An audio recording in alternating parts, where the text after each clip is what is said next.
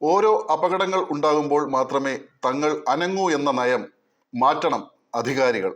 ഇല്ലെങ്കിൽ ഇന്ന് ജോയിയുടെ ജീവൻ പൊലിഞ്ഞതുപോലെ നിരവധി ജീവൻ ബലികഴിക്കപ്പെടും.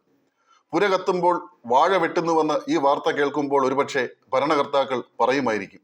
എന്നാൽ കാര്യങ്ങൾ പറയാതെ വയ്യ അധികാരികളെ.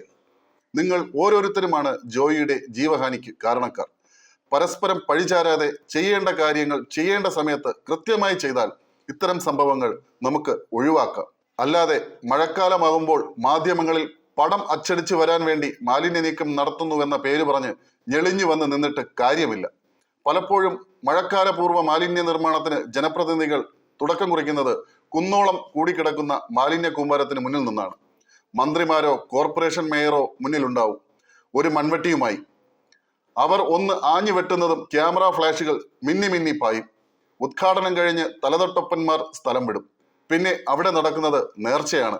കണ്ണിൽ പൊടിയിടാനെന്ന തരത്തിലാണ് ശുചീകരണ പ്രവർത്തനങ്ങളെല്ലാം.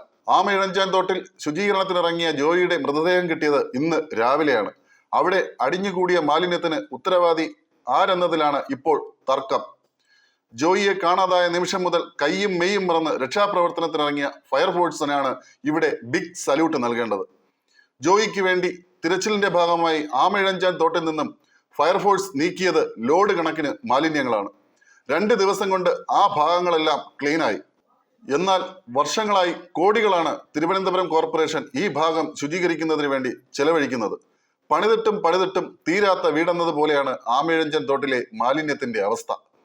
അത് കോർപ്പറേഷൻ ചെയ്യുമ്പോൾ മാത്രമാണ്. ആഴ്ചതോറും ഇവിടെ അടിഞ്ഞുകൂടുന്ന മാലിന്യം നീക്കം ചെയ്തിരുന്നുവെങ്കിൽ ഇന്ന് ജോയിക്ക് ജീവൻ നഷ്ടപ്പെടില്ലായിരുന്നു. എന്തിനും ഏതിനും തർക്കിക്കാൻ മാത്രമാണ് അധികാരികളുടെ മിടുക്ക്. തോട് വൃത്തിയാക്കാത്തതിന്റെ ഉത്തരവാദിത്തം നഗരസഭയ്ക്കാണെന്നും സ്റ്റേഷനിലെ ഭാഗം വൃത്തിയാക്കേണ്ടത് റെയിൽവേയാണെന്നുമാണ് വാദം. ആമയിഴഞ്ചാൻ തോട് വൃത്തിയാക്കുന്ന വിഷയത്തിൽ നഗരസഭയെ കുറ്റപ്പെടുത്തുകയാണ് റെയിൽവേ ADM. 2015, 18, 2022 വർഷങ്ങളിൽ റെയിൽവേ പാളത്തിന് കീഴെയുള്ള തോടിന്റെ ഭാഗം കോർപ്പറേഷനാണ് വൃത്തിയാക്കിയത്. എന്നാൽ 2023 ഈ പ്രവൃത്തി ചെയ്തത് റെയിൽവേ ആണെന്നും ADM ആരോപിക്കുന്നു. കോർപ്പറേഷനെ നിരവധി തവണ ഓർമ്മിപ്പിച്ചിട്ടും നടപടിയെടുക്കാതായതോടെയാണ് റെയിൽവേ കഴിഞ്ഞ വർഷം തോട് വൃത്തിയാക്കിയത്. ഈ വർഷം കോർപ്പറേഷനോട് തോട് വൃത്തിയാക്കണമെന്ന് അഭ്യർത്ഥിച്ചിരുന്നെങ്കിലും ഇത് നടപ്പാക്കാതെ വന്നതോടെയാണ് കരാർ കൊടുത്തതെന്നും ADM വാദിക്കുന്നു.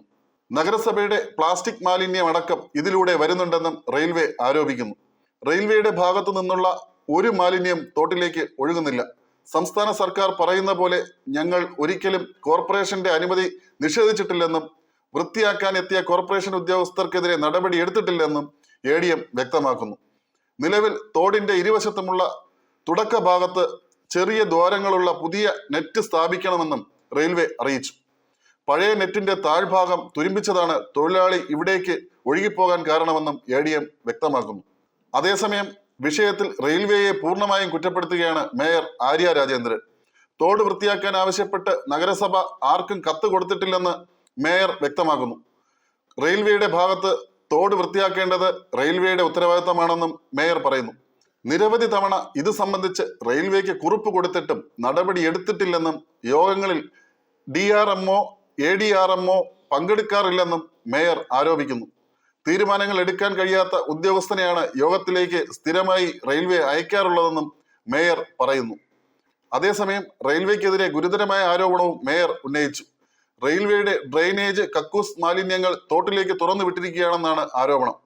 കോർപ്പറേഷന് ഇത് വ്യക്തമായി ബോധ്യപ്പെട്ടിട്ടുണ്ടെന്നും നിയമത്തിന്റെ സഹായത്തോടെ ഇതിനെ നേരിടുമെന്നും മേയർ പറയുന്നു. മാലിന്യ സംസ്കരണം എങ്ങനെ നടത്തുന്നുവെന്ന കാര്യത്തിൽ രേഖാമൂലം റെയിൽവേയോട് മറുപടി ആവശ്യപ്പെട്ടുവെന്നും മേയർ അറിയിക്കുന്നു. ഈ ആരോപണങ്ങൾ ആമയിഴഞ്ചാൻ തോട്ടിലെ മാലിന്യത്തിന്റെ കാര്യത്തിൽ മാത്രമാണ്. ഇതുപോലെ എത്രയോ ദുരന്തങ്ങൾ നഗര ഹൃദയത്തിൽ തന്നെ ഉണ്ട്. അതൊന്നും കണ്ടില്ലെന്ന് നടിച്ച് ഏതെങ്കിലും ഒരു വിഷയത്തിൽ ശ്രദ്ധ തിരിച്ച് എന്തെങ്കിലും ന്യായാന്യായങ്ങൾ പറഞ്ഞിട്ട് കാര്യമില്ല. വർഷാവർഷം പുതിയ പദ്ധതികൾക്കാണ് കോർപ്പറേഷൻ രൂപം കൊടുക്കുന്നത്. ഓരോന്നും ഉദയം ചെയ്യുമ്പോൾ പഴയത് കുഴിച്ചു മൂടപ്പെടും. അതുവരെ ചെലവഴിച്ച കോടികൾ വെള്ളത്തിൽ. ഇതിനും നിരവധി ഉദാഹരണങ്ങളുണ്ട്. ഇതിനൊരു മാറ്റം അനിവാര്യമാണ്. ഇല്ലെങ്കിൽ ജനങ്ങൾ കഴുതകളല്ലെന്ന് അധികാരികൾ അടുത്ത തിരഞ്ഞെടുപ്പിൽ തിരിച്ചറിയും.